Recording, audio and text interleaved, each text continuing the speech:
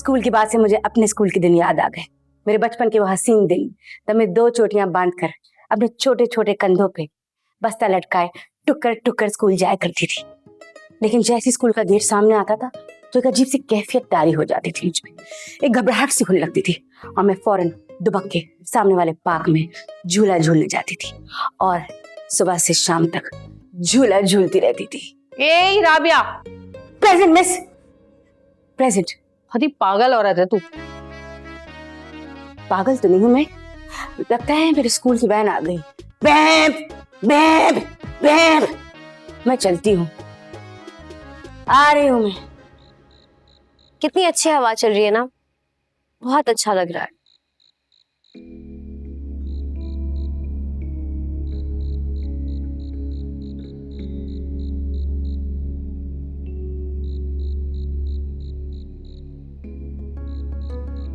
क्या हुआ नबील, तुम क्या सोच रहे हो? तुम्हें नहीं लगता भाभी जान गलत कर रही है? I mean, हर वो बात कर रही है जो अम्मा को नापसंद है। मैंने स्कूल का नाम देखा है, अम्मा ने सख्त राय दी थी स्कूल के बारे में। पता नहीं वो क्यों ऐसे कर रही है। आई एम सॉरी यार, I know she is your sister, तुम्हें बुरा भी लग सकता है, लेकिन वो गलत कर रही है ना। अम्मा के अगेंस्ट नहीं जाना चाहिए उन्हें। भाईजान भी आज इतना गुस्से में थे, उनकी भी आवाजें आ रही थी लड़ने की। फिर ये स्कूल वाला इशू हो गया। मंचले भाईजान और भाभी को भी इतनी रात को बाहर भेज दिया, ये जानते हुए भी कि जब अम्मा को पता चलेगा वो गुस्सा करेंगी। मुझे उनकी फिक्र हो रही है यार। उन्हें जब ये सब पता चलेगा ना, वो कितना हर्ट होंगी। मुझे लगता है कि अम्मा के साथ मुझे मजीद वक्त गुजारना चाहिए। नबील, तुम फूफो जान की फिक्र मत करो, वो बहुत स्ट्रांग है, सब कुछ संभाल लेंगी। हाँ, लेकिन मैं समझ सकती हूँ कि तुम क्या कह रहे हो। आपा को ऐसा नहीं करना चाहिए। वो घर की बड़ी हैं, उन्हें तो सब कुछ संभालना चाहिए, सबको समझना चाहिए। पर वो शुरू से ही ऐसी हैं, जिद्दी, अपनी बात मनवाने वाली। और जब उनकी कोई बात नहीं मानता ना, तो वो जानबूझ के वो चीज और करती है। मम्मी डैडी ने बहुत कोशिश की कि आपा को समझ आ जाए, लेकिन आपा ने कभी किसी की नहीं मानी। तुम्हें पता है एक दफा क्या हुआ? जब वो 7th क्लास में थी ना, तो उनकी सोशल स्टडीज की मिस ने उन्हें डांट दिया। आपा उस वक्त तो चुपचाप घर वापस आ गई, किसी को कुछ नहीं कहा। लेकिन अगले दिन अपने बैग में इतना बड़ा पत्थर लेकर गई और जैसे ही मिस जुबैदा सामने आई, उनका सर फाड़ दिया। 6 स्टिचेस आए थे उन्हें। फिर क्या हुआ, मम्मी को प्रिंसिपल ने बुलाया अगले दिन और आपा को स्कूल से निकाल दिया। उसके बाद बेचारी मम्मी जगह जगह गई स्कूलों पे आपा को लेके, लेकिन आपा ने तो कह दिया कि अब मैं स्कूल नहीं जाऊंगी। बस आपा ने सिर्फ 7th क्लास तक स्कूल पढ़ा। उसके बाद बेचारी डैडी को जितना आता था, कभी कभार आपा को पढ़ा दिया करते थे। शुक्र है तुम भाभी जान जैसी नहीं हो, वरना तो मेरा सर गया था। क्या कहा? हाँ। अभी बताती हूँ तुम्हें, रुको। लग जाएगा। तुम्हें तो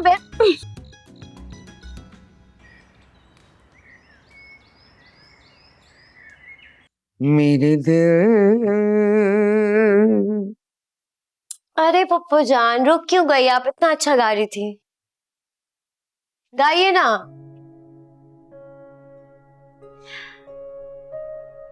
न जाती क्या हुआ, आज आप उदास हैं? पता नहीं कितने अरसे से इस कमरे में कैद हैं। ये घर, इसकी एक एक चीज, इसमें हमारी जान है। हमें लग रहा है कि हम अपनी जिंदगी से दूर हो गए।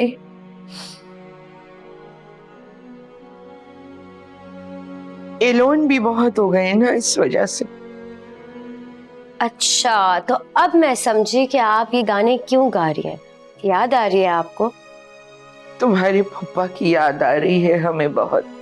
जी, लेकिन एक बात मुझे समझ में नहीं आती, आप कभी उनका नाम क्यों नहीं लेती? हमेशा या तो फूफा जान या फिर नबील के अब्बू, ये क्यों कहती हैं? उनका नाम लेना। नई नई शादी हुई थी हमारी, जरा सा बुखार हो गया, उठा लिया सर पे घर। अरे कभी डॉक्टर, कभी दवा, यहाँ भागना वहां भागना, पैर दबाना, हाथ पकड़ के बैठे रहते थे। बहुत प्यार करते थे हमसे हमारे हस्बैंड। हाय अल्लाह, बहार बेगम को दिल का आर्जा लग गया और वो है ही नहीं। नहीं फूफो जान, अब तो अल्लाह का शुक्र आप बिल्कुल ठीक हैं।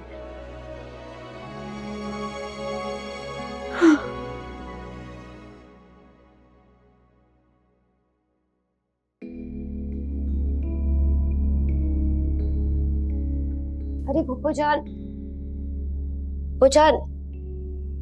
मैं हूं, आप उठे ना।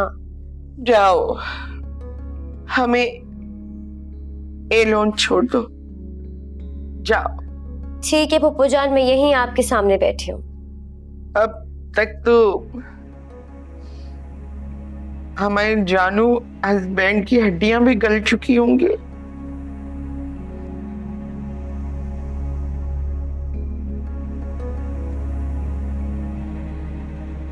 जहां भी रही खुशो खुर्रम रही। हमें ये भी था गनीमत।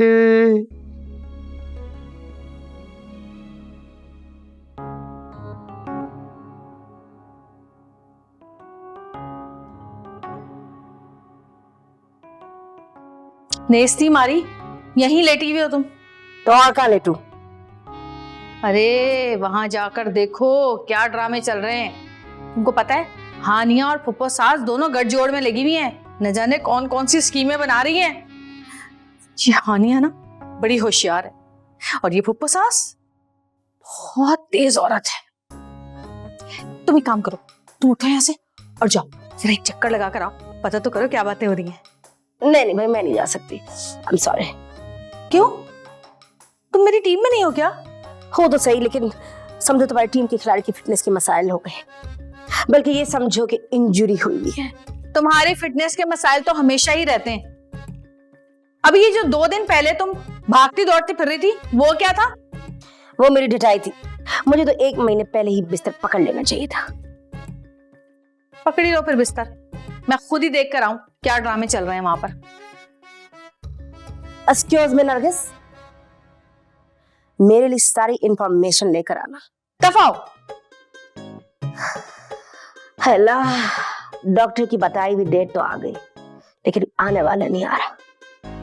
बेबी को एक सॉन्ग सुनाती हूँ। ला ला ला ला ला रे, दूध के कटोरे, दूध में बताशा, बेबी करे तमाशा।